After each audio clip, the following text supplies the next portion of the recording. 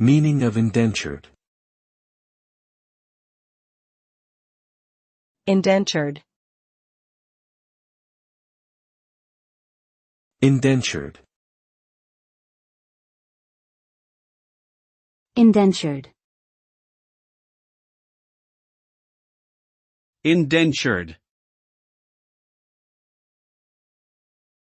The term indentured refers to a type of labor agreement in which a person would work for a certain period of time, typically 4 to 7 years, in exchange for something like passage to a new country or training in a trade. This practice was particularly common in the 17th and 18th centuries, especially in the British colonies in North America.